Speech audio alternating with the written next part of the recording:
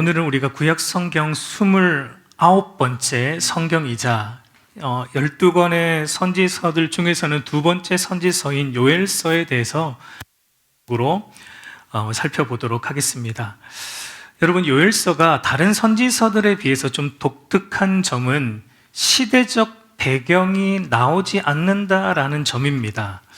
보통 여러분, 다른 선지서들이 어떻게 시작하냐면 유다 왕 누구가 유다를 다스리고 있을 때, 혹은 이스라엘 왕 누구였을 때 선지자 누구에게 여호와의 말씀이 임했다, 이렇게 보통 정확한 시대적 배경을 주고 있는데, 이 요엘서는 시대적 배경에 대한 어떤 정보도 주지 않습니다. 우리 요엘서 1장 1절을 보면은 부두엘의 아들 요엘에게 임한 여호와의 말씀이라 라고 말합니다.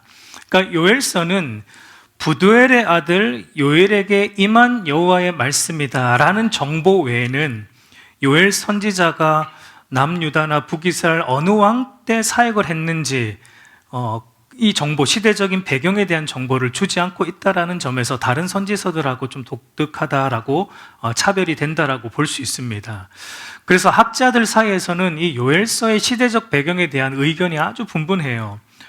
어떤 학자들은 요엘서가 일반적인 선지서와 다르게 왕을 언급하지 않는다라는 이 자체가 요엘서의 시대적 배경이다, 이렇게 말하기도 합니다. 무슨 말이냐면, 그러니까 어떤 왕도 언급이 되지 않는다라는 것은 요엘 선지자가 활동하던 시대적 배경에는 뭐가 없었다라는 겁니까? 왕이 없었던 시대, 포로 후기 시대였을 것이다 라고 이제 학자들이 말을 합니다. 일리가 있어요. 그러나 확실하진 않습니다. 왜냐하면 포로 후기 선지자 중에 학개나 스가랴를 보면은 그때도 포로 후기인데도 왕을 소개하거든요. 이방 왕이라도 소개하면서 그러니까 시대적인 배경에 대한 정보를 주고 있기 때문에, 요엘서가 그런 왕에 대한 정보를 안 주기 때문에 포로 후기 시대다라고 단정 짓기는 조금 우리가 어렵습니다. 그리고 또 어떤 학자들은 요엘서가 이제 위치적으로 호세아, 아모스 중간에 나오기 때문에 호세아 선지자와 아모스 선지자와 동시대의 선지자였을 것이다 라고 이제 추측하기도 하는데, 이제 추측일 뿐 그것도 어떤 뒷받침할 어떠한 근거가 없습니다. 그러면 이제 우리는 이런 질문을 볼 수 있을 것 같아요. 그러면 왜 요엘 선지자는 자기가 활동했던 어떤 시대적 배경에 대해서 말하고 있지 않는가라는 질문을 우리가 해볼 수 있을 것 같습니다. 더 근본적으로 접근을 하자면, 성경의 참 저자가 하나님이시기 때문에 왜 하나님은 요엘 선지자를 통해 요엘 선지자의 시대적 배경에 대해서 기록하지 않게 하셨는가라는 질문을 우리가 해볼 수 있을 것 같습니다. 그 이유가 무엇일까요? 생각해 보셨습니까? 그 이유가 무엇일까요? 왜 요엘서에는 시대적인 배경이 나오지 않을까요? 이것은 여러분, 이제 요엘서를 충분히 읽어보시면 이해가 돼요. 요엘 선지자가 전하고자 하는 메시지, 그러니까 요엘서의 핵심 주제와 이제 연관이 있는데, 요엘 선지자가 전하는 이 핵심 메시지는 시대적 배경이 없어도 충분히 이해 가능한 말씀이기 때문이다라고 생각할 수 있습니다.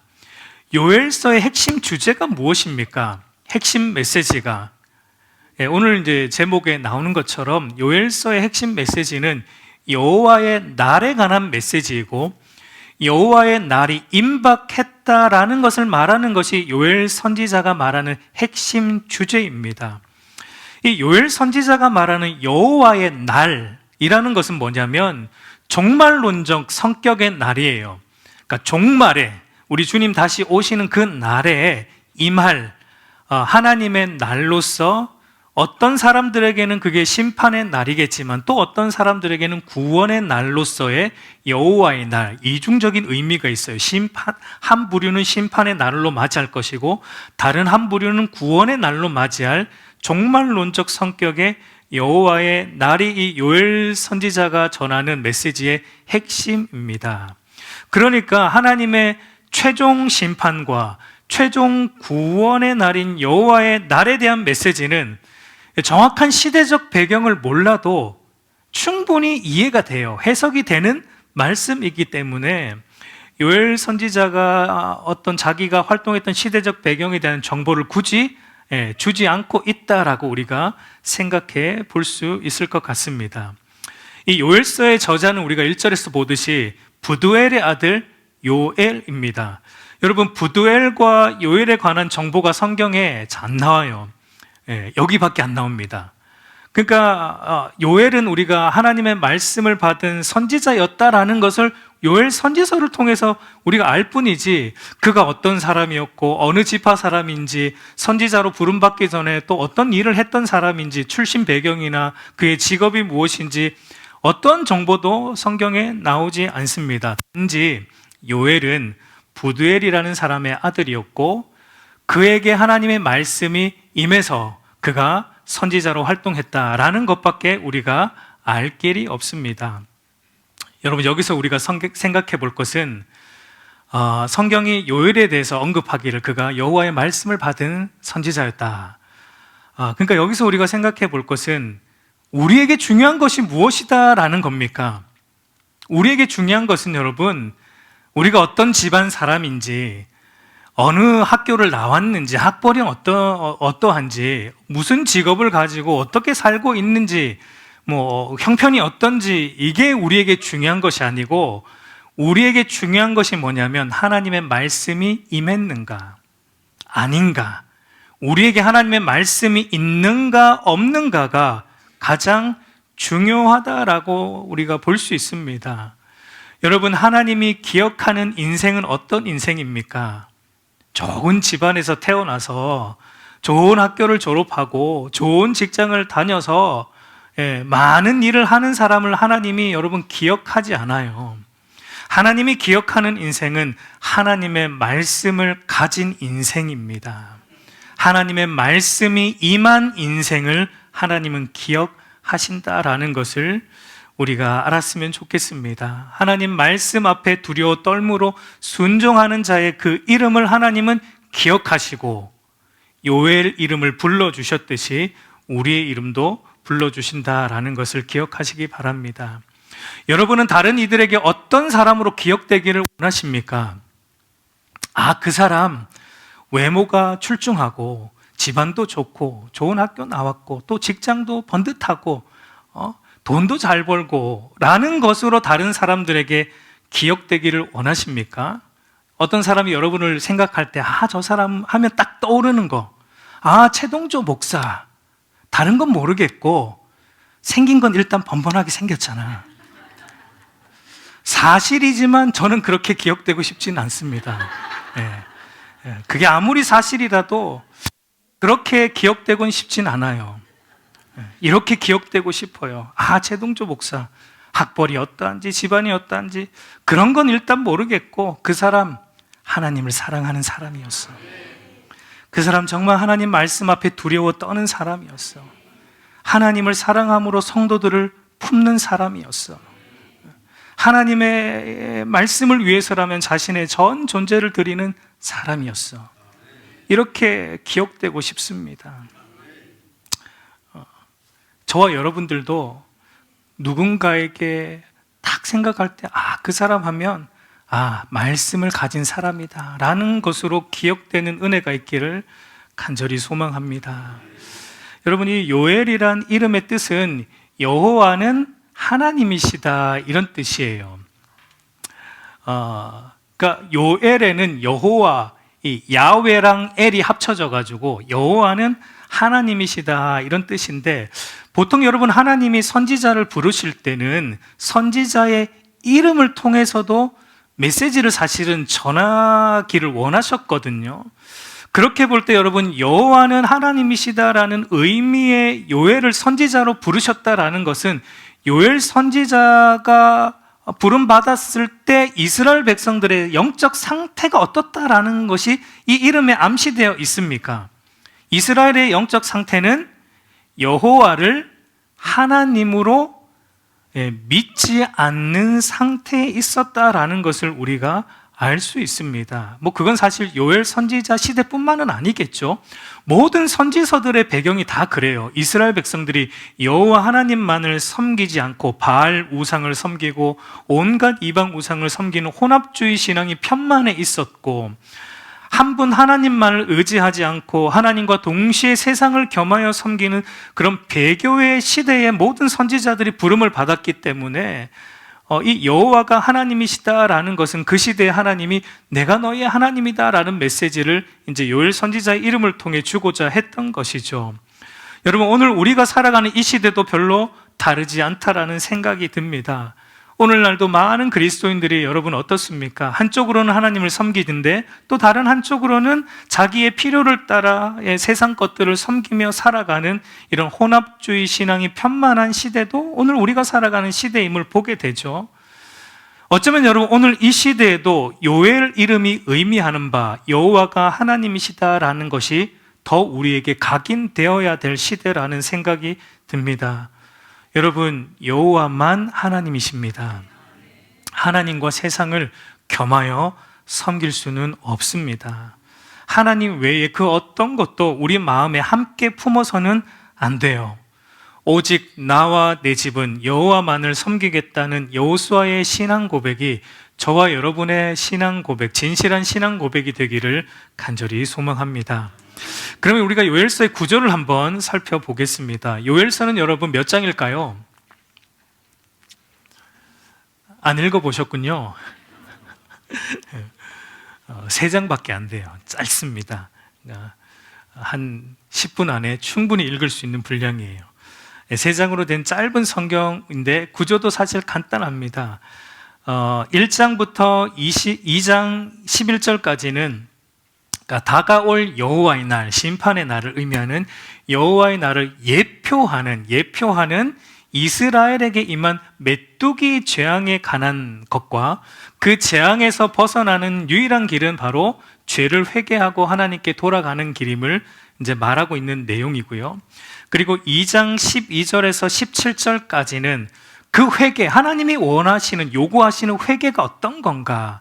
진실한 회개가 어떤 건가? 옷을 찢는 것이 아니라 우리의 마음을 찢는 회개임을 말하고 있는 부분이고, 마지막으로 2장 18절에서 3장까지는 3장 마지막 절까지는 결론적으로 장차 임할 여호와의 날에 죄를 회개하고 하나님께로 돌이킨 자들에게는 구원의 날이 임할 것이지만, 그러나 끝까지 죄를 회개하지 않고 하나님께로 돌아오지 않는 자들에게는, 교만한 자들에게는 그 날이 하나님의 엄중한 심판이 임하는 심판의 날로 임할 것이다 라는 것을 말하고 있는 내용입니다. 요엘 선지자는 하나님의 언약을 어긴 이스라엘의 죄에 대한 하나님의 심판으로 임한 메뚜기 재앙에 대해 1장에서 먼저 언급을 합니다. 우리 요엘서 1장 2절 4절 한번 같이 읽어보겠습니다. 늙은 자들아 너희는 이것을 들을지어다.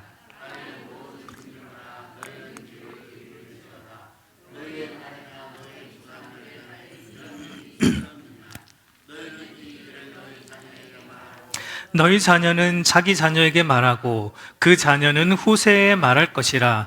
팥중이가 남긴 것을 메뚜기가 먹고 메뚜기가 남긴 것을 느치가 먹고 느치가 남긴 것을 황충이 먹었도다.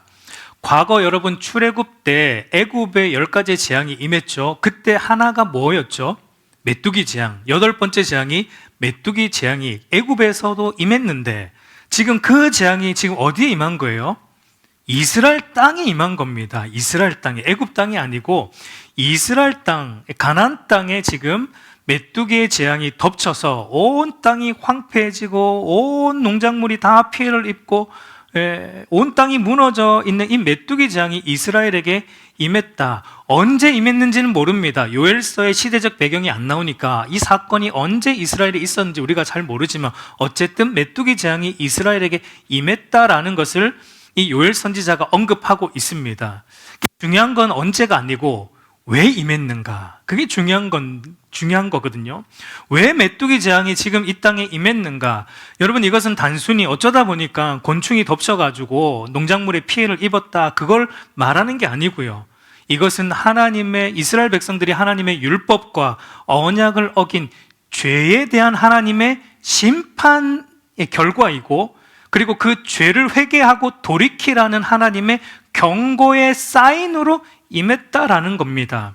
신명기 28장을 가보면 가나안 입성을 앞둔 이스라엘 백성들에게 모세가 신명기 28장에 보면은 너희가 가나안 땅 들어가서 하나님의 율법을 지키고 언약을 지키면 하나님이 들어가도 복을 받고 나가도 복을 받겠지만, 하나님의 언약을 지키지 않으면, 율법을 지키지 않으면 들어가도 저주받고 나가도 저주받고 하나님의 심판이 임한다라는 것을 말하고 있는 장이 신명기 28장인데, 거기 보면은 그러니까 하나님의 언약을 어기고 율법을 범했을 때 오게 될 여러 가지의 재앙들을 소개하는데, 그 중에 하나가 메뚜기로 인한 농작물의 피해입니다. 우리 신명기 28장 38절 39절 한번 같이 읽어보겠습니다.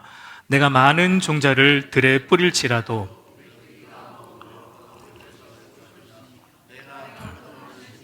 가꿀지라도 벌레가 먹음으로 포도를 따지 못하고 포도주를 마시지 못할 것이며.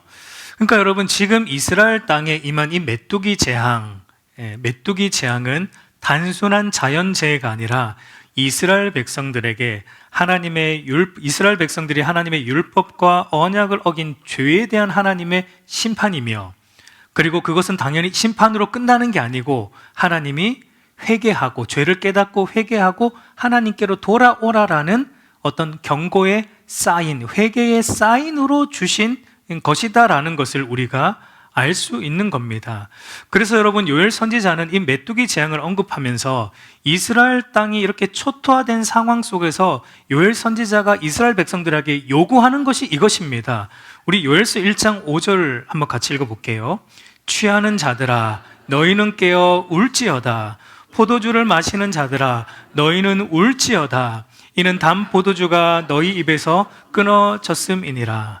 여러분, 요엘서 1장을 읽어보시면 계속 반복해서 나오는 표현, 단어들이 어떤 말입니까? 요엘서 1장을 읽어보시면 계속 반복해서 나오는 말이 울지어다, 슬퍼할지어다, 애곡할지어다, 곡할지어다 라는 말들이 계속 반복해서 나옵니다. 이 말들이 궁극적으로 의미하는 바가 무엇입니까? 회개하라는 얘기죠. 회개하라는 겁니다. 마음을 찢고 회개하라는 거죠. 울라는 거죠. 죄에 대해서 애통하고 회개하라는 그 말을 하고 있습니다. 근데 여러분, 여기 보니까 지금 이들이 어떤 상태에 처해 있는가 우리가 보게 되는데, 요엘 선지자가 이들을 뭐라고 부르고 있습니까? 취하는 자들아, 포도주를 마시는 자들아 라고 부르는 것을 보고 있습니다.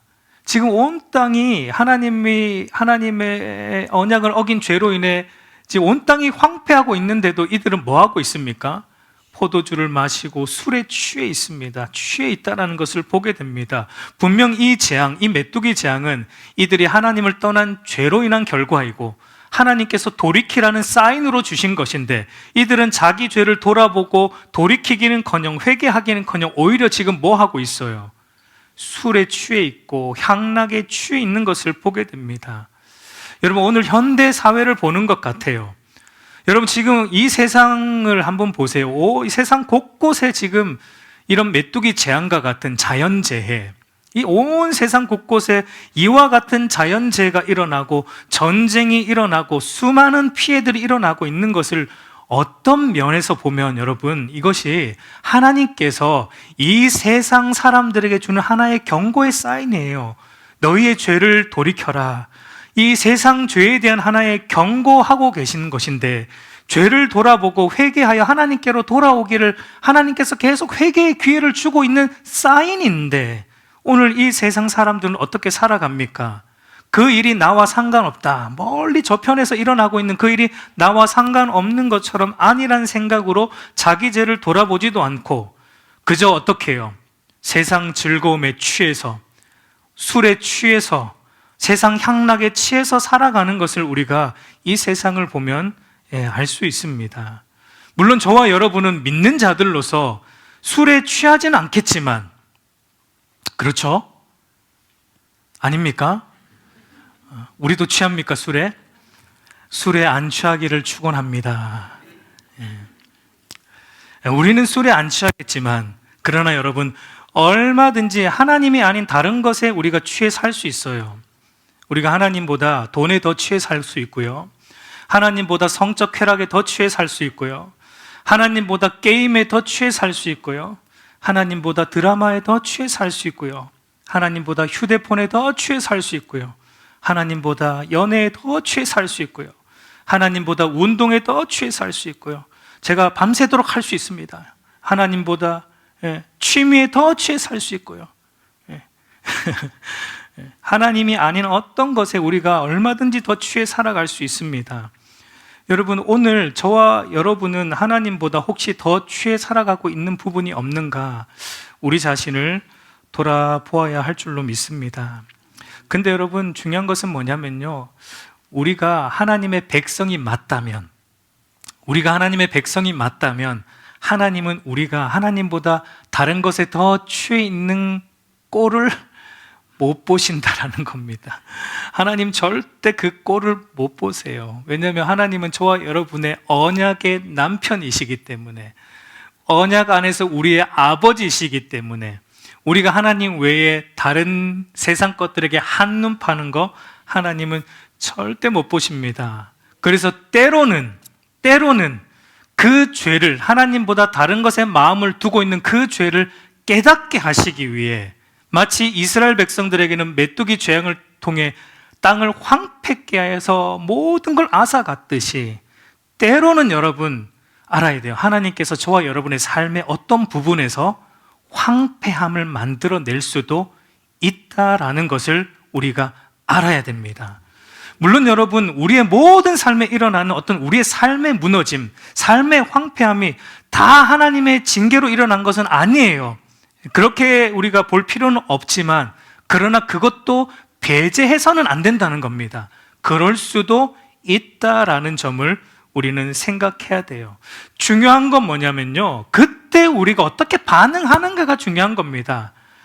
어떻게, 그때 우리는 어떻게 해야 되는가? 우리 요엘서 1장 14절 같이 읽습니다.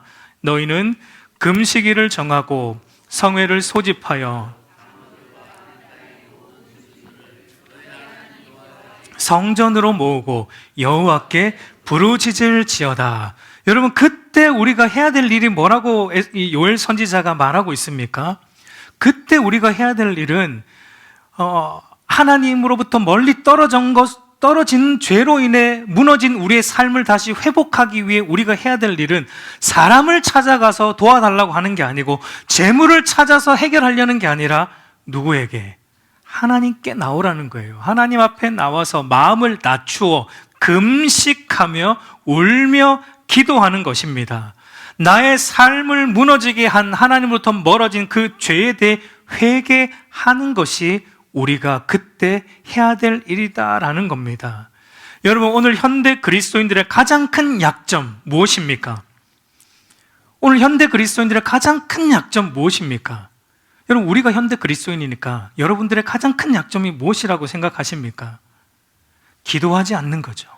기도하지 않는 거죠. 하나님 앞에 나와서 가슴을 치며 울며 기도하지 않는 것이 여러분, 오늘 현대 그리스도인들의 가장 큰 약점 중에 하나라는 생각이 들어요.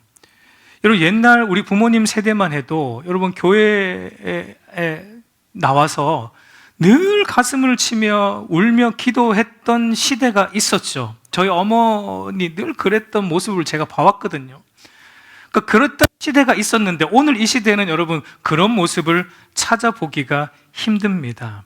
오늘 현대 그리스도인들은 기도를 다 잃어버렸습니다. 기도의 눈물을 잃어버렸습니다. 너무 안타까운 일이죠. 근데 왜 우리가 기도를 잃어버렸을까요? 왜 기도의 눈물이 우리 가운데 사라졌을까요? 너무 바빠서요. 바빠서 기도할 시간이 없어서요. 여러분, 바빠도 뭐 합니까? 바빠도 드라마는 봅니다. 아무리 바빠도 내가 좋아하는 취미는 다 챙겨서 합니다. 시간을 내서 합니다. 잠을 줄여서 합니다. 아무리 바빠도 내가 좋아하는 건 다 찾아서 합니다. 근데 여러분, 기도는 왜 안 합니까? 왜냐하면 기도보다 드라마가 더 재미있고, 기도보다 취미생활이 더 재미있고 기도보다 이 세상 재미가 여전히 더 재미있기 때문이겠죠. 여러분, 결국은 그게 뭐냐면 하나님보다 이 세상 것들이 여전히 우리 안에 더 기쁨으로 자리 잡고 있기 때문이다라는 것을 알 수 있습니다. 그래서 여러분, 사도 베드로가 이런 말을 했어요. 베드로전서 4장 7절을 보면 만물의 마지막이 가까이 왔으니 그러므로 너희는 정신을 차리고 근신하여 기도하라. 여러분, 베드로의 말을 잘 보면 정신을 차리고 근신하여 기도하라. 여러분, 이 말의 원문적인 의미가 무엇입니까? 예전에 제가 베드로 강의할 때 말씀드렸지만 이 말의 원문적인 의미는 기도하기 위해서 너희는 정신을 차리고 근신해야 된다, 이런 의미입니다. 무슨 말이냐면, 그러니까 우리가 정신을 안 차리면 뭐 못합니까? 기도 못해요. 우리가 정신을 안 차리면, 근신하지 않으면 우리의 마음을 어디에 빼앗기게 되어 있어요? 세상 재미와 세상 즐거움에 우리의 마음을 다 빼앗겨 살기 때문에 정신을 안 차리면 우리는 절대 기도 못합니다. 무시로 한다고요? 아니요. 그거 기도 안 하는 거예요. 그게 기도 안 하는 사람들의 최고의 본명이 저는 무시로 합니다. 걸어 다니면서 합니다. 뭘 합니까, 하기는? 안 해요. 솔직히 말하면. 우리가 정신을 안 차리면 우리의 마음은 세상에 빼앗기게 되어 있어요. 세상에 여러분 얼마나 재밌는 것들이 많아요, 여러분. 세상에 얼마나 재밌는 것들이 많아요. 우리가 영적으로 깨어있지 않으면, 정신 차리지 않으면 우리는 세상 재미와 향락에 우리의 마음을 다 빼앗겨서 기도를 잃어버리게 된다라는 것입니다. 제가 얼마 전에 읽은 책 하나를 여러분 소개하겠습니다. 짧은 책입니다. 소책자입니다. 한번 사서 읽어보시길 바라요. J.C. 라엘 목사님이 쓴 책인데 제목은 기도를 잃어버린 당신에게입니다. 이 책을 열면은 제일 처음 이 내용이 나옵니다. 한번 같이 읽어볼까요? 갓 태어난 아이가 우는 것처럼 거듭난 사람은 하나님의 은혜와 긍휼이 얼마나 필요한지 날마다 점검합니다. 스스로가 얼마나 보잘것없고 나약한 자인지를 깨닫습니다. 그러므로 기도는 그들의 일상입니다. 기도하지 않을 수 없는 것입니다. 여러분, 우리가 진실로 거듭난 신자라면 하나님의 은혜와 도우심이 없이는 살 수 없기 때문에 기도하지 않을 수 없어요. 그렇게 볼 때 우리가 기도하지 않는다, 우리가 아직 거듭나지 않았거나 아니면 하나님 없어도 얼마든지 내 뜻대로 잘 살 수 있다라는 교만이 저와 여러분 안에 여전히 차 있기 때문이다라는 결론이 나오는 것입니다. 저와 여러분에게 기도가 회복되는 은혜가 있기를 소망합니다. 여러분, 교회가 공적으로 정한 기도 시간에 나와 기도하시기 바라요. 요엘 선지자를 통해서 말씀하시듯이 하나님은 주의 전에서 성회로 모여서 함께 기도하기를 바라십니다. 여러분, 사실 제가 굉장히 인간적인 사람입니다. 안 좋은 의미로 인간적이에요. 마음이 약합니다. 제가 의외로 마음이 약합니다. 믿음이 제가 깊지가 않아요. 그래서 여러분들에게 새벽 기도까지 나오라는 부탁을 못 드리겠어요. 제가 이 믿음이 깊지가 않아서, 제가 믿음이 깊었으면 그렇게 부탁을 드렸을 텐데 제가 믿음이 깊지 않아서 새벽 기도까지 나와서 기도하라는 말을 차마 못하겠어요. 왜냐하면 저도 사실은 힘들어요. 저도 새벽에 일어나는 게 아직까지 힘듭니다. 그런데 여러분, 교회가 정한 금요 기도회 정도는 여러분 나와서 함께 주의 전에 모여서 성회로 모여서 금요일 날 성회로 모여서 하나님 앞에 기도하기를 힘쓰시길 바랍니다. 물론 여러분, 제가 나오는 사람 믿음 좋은 사람, 안 나오는 사람 믿음 안 좋은 사람 이렇게 율법적으로 정죄하지 않습니다. 여러분, 그렇게 제가 사람을 보진 않아요. 때로는 여러분 못 나올 사정이 있는 거 왜 모르겠습니까? 못 나올 수도 있죠. 여러분, 당연히 못 나올 때도 있겠죠. 그러나 여러분, 분명한 것은 지금은 울며 기도할 때라는 것은 분명합니다. 지금은 여러분 울며 기도할 때입니다. 근데 여러분, 하나님은 우리의 기도가, 우리의 회개가 진실하기를 원하세요. 그냥 자리만 채우기를 원하시는 게 아니라, 목사님은 그렇게 말하니까 나가서 어떻게든 또 얼굴 도장 찍고 오자. 여러분, 제가 금요 기도할 때 여러분도 얼굴 안 봅니다. 기도하지. 누가 왔는지 저는 사실 모릅니다. 정말이에요. 저는 그냥 여기 앞에 보고 찬송하고 기도만 해요. 누가 왔는지 제가 얼굴 안 봅니다. 하나님 앞에 하시는 거예요, 여러분. 여러분, 하나님이 진실한 기도를 원하시고 진실한 회개를 원하세요. 그 진실한 기도와 회개가 어떤 것인가? 우리 요엘서 2장 12절에서 13절 우리 한번 같이 읽어보겠습니다. 여호와의 말씀에 너희는 이제라도 금식하고 울며 애통하고 마음을 다하여 내게로 돌아오라 하셨나니 너희는 옷을 찢지 말고 마음을 찢고 너희 하나님 여호와께로 돌아올지어다. 여러분, 하나님은 우리가 옷 찢는 거 원치 않으세요. 이거 형식적인 거잖아요. 겉으로 보이는 기도 자리, 겉으로 그냥 자리만 채우는 거 하나님은 원치 않고, 하나님이 원하는 것은 우리의 마음을 찢는 거예요. 진실한 기도와 진실한 회개를 하나님은 원하신다라는 겁니다. 하나님을 깊이 생각하지 않고 살아가는 그 죄의 자리에서 온전히 돌아서서 하나님을 깊이 생각하며 하나님 말씀 앞에 두려워 떨므로 순종하는 참된 믿음의 자리로 돌아오기를 하나님은 원하시는 겁니다. 여러분, 형식적인 기도와 형식적인 회개는 어떤 겁니까? 그저 옷만 찢는 기도와 회개는 어떤 거예요? 돌이키지 않는 거죠. 똑같이 계속 반복된 그 삶을 살아가면서 하나님께 복만 구하고 자기 하나님으로부터 멀리 떨어진 자리에선 돌이키지 않는 거. 그 자리에 계속 머물러 있는데 하나님한테 복은 구해. 하나님한테 기도는 해요. 복을 구하고 하나님 나를 붙들어 주시고 복은 구합니다. 그러나 전혀 돌이킴은 없는 그런 기도와 회개가, 그저 입술로만 잘못했다라고 말하는 회개가 바로 겉옷만 찢는 형식적인 기도와 회개입니다. 여러분, 참된 기도와 참된 회개는 뭐가 반드시 따라옵니까? 돌이키는 액션이 따라와요. 그러니까 우리가 하나님부터 멀어져 있던 그 자리에서 돌이키는 액션이 분명히 있습니다. 참된 기도와 참된 회개는. 참된 믿음은 반드시 돌이킴이 있어요. 내가 하나님보다 더 취해 살고 있는 그것으로부터 반드시 돌이키는 액션이 동반되는 것이 참된 기도와 참된 회개입니다. 아무리 내가 좋아하는 취미를 할지라도, 이거 없으면 못 산다 할지라도, 만약 이것이 나로부터, 하나님으로부터 멀어지게 만들면은 이거 끊어낼 수 있는 액션이 있어야 돼요. 그게 진짜 기도이고 진짜 믿음이고 진짜 회개입니다. 근데 늘 하고 나서 후회하죠. 우리는 늘 하고 나서 후회하죠. 하나님, 제가 또 안 해야 되는데 했습니다. 그리고 또 하죠. 또 똑같은 거 또 하죠. 이건 여러분 옷만 찢은 거예요. 겉옷만 찢은 기도와 회개인 겁니다. 하나님이 요구하시는 것은 여러분 우리의 마음을 찢는 거예요. 마음을 찢고 하나님께로 돌아가는 겁니다. 저와 여러분이 마음을 찢는 은혜가 있기를 소망합니다. 우리 알곡교회가 마음을 찢는 교회가 되기를 간절히 소망합니다. 여러분, 그렇게 마음을 찢고 회개하여 하나님께 돌아가면 하나님은 우리를 어떻게 해주십니까?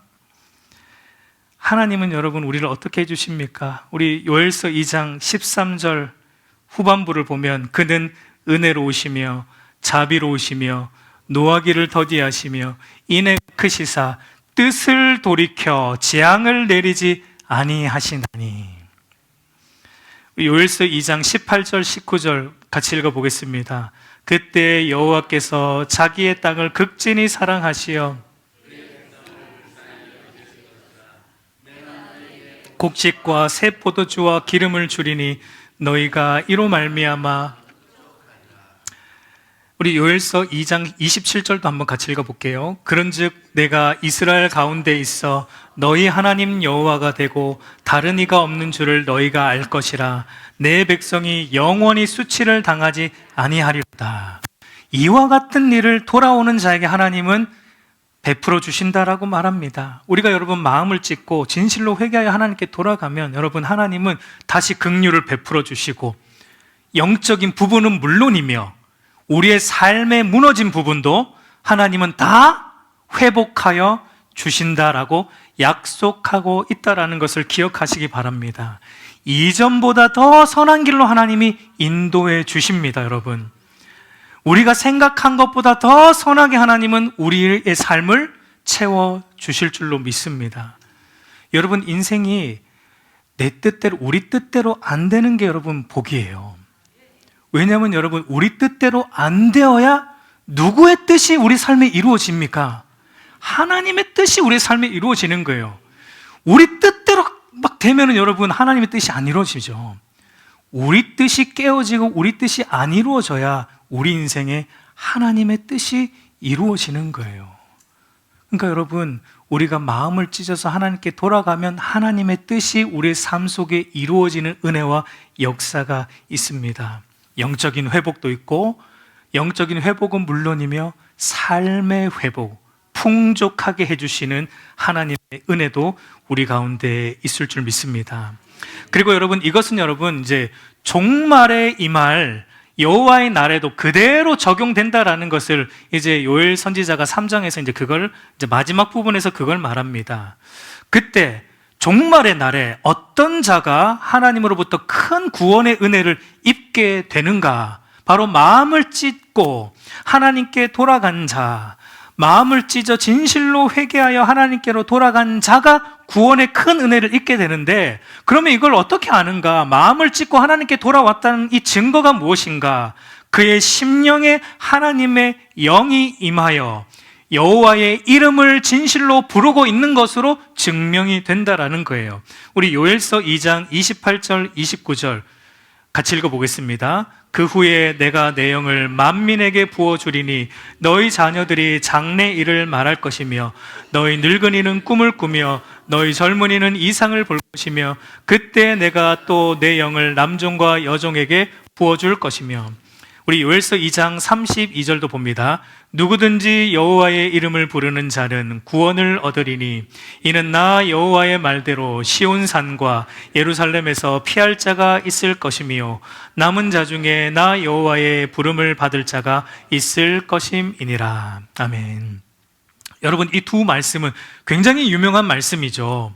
왜냐하면 사도 베드로가 오순절 성령 강림 사건 때 이 요엘서 2장 28절과 29절 말씀으로 예수님께서 십자가에 죽으시고 부활하시고 승천하시고 약속하신 성령을 보내어 주신 것의 성취가 바로 이 요엘서의 말씀의 성취다라는 것으로 설교했기 때문에 이 말씀이 유명하고, 그리고 또한 사도 바울이 로마서 10장에서 이 요엘서 32장 말씀으로 예수 그리스도를 입으로 신하여 마음으로 믿는 자가 구원을 이루게 된다라는 것으로 설교한 본문이기 때문에 이 두 말씀이 굉장히 유명합니다.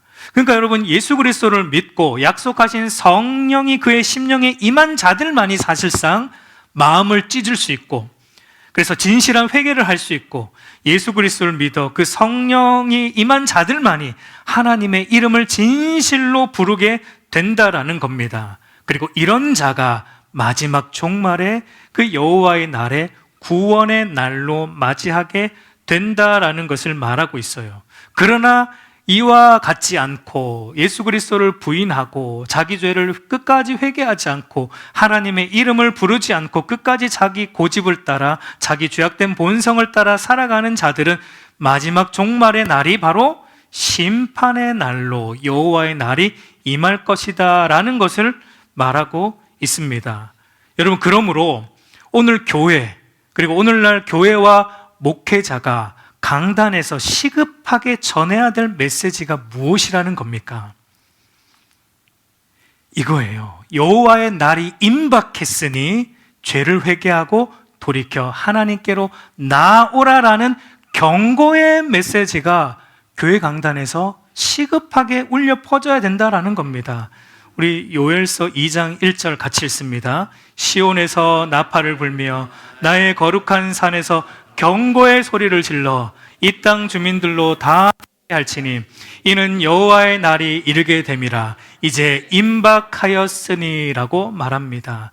하나님은 요엘 선지자에게 시온에서, 나의 거룩한 산에서, 이 예루살렘에서, 성전에서, 여러분, 오늘날 교회와 목회자의 사명은 여호와의 날이 임박했으니 정신을 차리고 근신하여 기도하고 마음을 찢어 죄를 회개하고 하나님께로 돌아오라라는 경고의 소리를 질러서 어떻게 듣는 성도들로 하여금 떨게 만드는 것이 교회와 목회자의 사명입니다. 그러니까 여러분, 교회 강단에서 목회자의 입에서 늘 말랑말랑한 메시지가 선포되는 게 결코 좋은 것이 아닙니다, 여러분. 물론 필요합니다. 어떤 때는 좀 말랑말랑한 메시지도 들을 때가 필요하겠죠.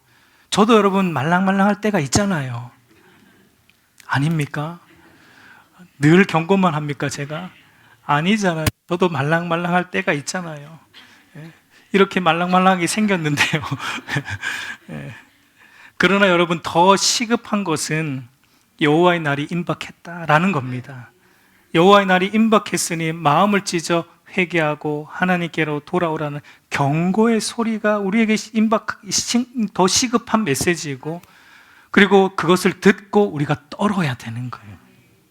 떨어야 되는 거예요. 여러분, 제가 강단에서 메시지를, 여러분들이 떠는 메시지를 안 전하면 저는 사실 목회자로서의 자질이 없는 겁니다. 여러분, 그래서 사실 바른 말씀을 전하는 목회자가 힘들어요. 목사도 사람인지라 회중들의 표정이나 반응에 영향을 안 받을 수가 없거든요. 안 받을 수가 없거든요. 근데 여러분, 경고의 메시지를 전하면 사실상 여러분들 표정 아시죠? 냉담하잖아요. 그런 좀 말랑말랑한 걸 전해야지 이렇게 새근새근 웃으시는데, 늘 이렇게 회개하라 이런 메시지 전하면 사실 좀 냉담한 표정들이거든요. 그럼에도 불구하고 여러분, 목회자가 하나님의 나팔수이기 때문에 이 경고의 메시지를 전해야 됩니다. 여러분이 저를 위해서 그렇게 해주세요. 끝까지 하나님의 말씀을 바르게 전하는 목회자가 되게 해달라고 기도해 주십시오. 여러분, 이제 말씀을 맺겠습니다. 오늘날 여러분, 사탄이 그리스도인들을 유혹하는 교묘한 수법은 몸은 얼마든지 교회에 와 있대, 마음은 세상에 있게 하는 겁니다. 우리의 몸은 교회에 와 있게 만들어요, 사탄이. 그런데 우리의 마음은 다 세상에 가 있게 만드는 것이 오늘날 사탄의 교묘한 유혹의 방법이다라는 것을 우리는 늘 생각해야 됩니다. 여러분, 오늘날 많은 그리스도인들이 그 사탄의 교묘한 올무에 다 걸려 있다라고 생각이 돼요. 그래서 주일날 근근히 교회는 다 나와요. 주일날 근근히 교회는 다 나온단 말이에요. 근데 전부 마음은 다 어디가 있어요? 예배 드리면서도 오늘 예배 끝나고 어디 놀러 갈까? 놀러 가지 말란 얘기는 아닙니다, 여러분. 말랑말랑한 걸 또 얘기를 해야지. 놀러 가지 말란 얘기는 아니에요. 가도 돼요. 그런데 우리의 마음이 하나님께로 가야죠. 마음이 하나님께로 가 있어야 된다는 거예요. 몸은 교회에 와 있는데 마음은 세상에 다 가 있어요. 여러분, 그게 사탄의 교묘한 방법인 것을 여러분 늘 생각해야 돼요. 여러분, 한번 우리 스스로 점검을 해볼까요? 여러분, 일주일 동안 사시면서 오늘 주님 오실 수 있다, 얼마나 생각하며 살아갑니까, 우리가?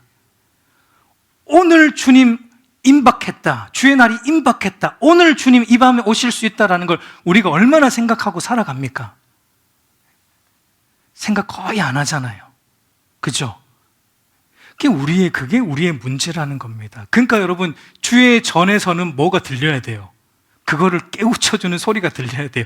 여호와의 날이 임박했다라는 걸 우리가 일주일간 생각 안 하고 사니까 주의 전에서만큼이라도 여호와의 날이 임박했다라는 메시지가 들려야지 우리가 또 생각하거든요. 또 떨게 되거든요. 아, 주님이 오늘 오실 수도 있구나, 오늘 오실 수 있구나. 그러니까 지금 나에게 시급한 것은 그저 세상 재미에 빠져 살아가는 게 아니라, 그저 세상 재미를 쫓아 살아가는 게 아니라 우리의 마음을 찢어야 되는구나, 마음을 찢어 회개하여 하나님께 돌아가야 되는구나. 그 날에 나는 구원의 날로 맞이해야 되겠구나 라는 것을 우리는 늘 생각하며 하나님의 경고의 메시지 앞에 두려워 떠는 은혜가 우리에게 있어야 되는 겁니다.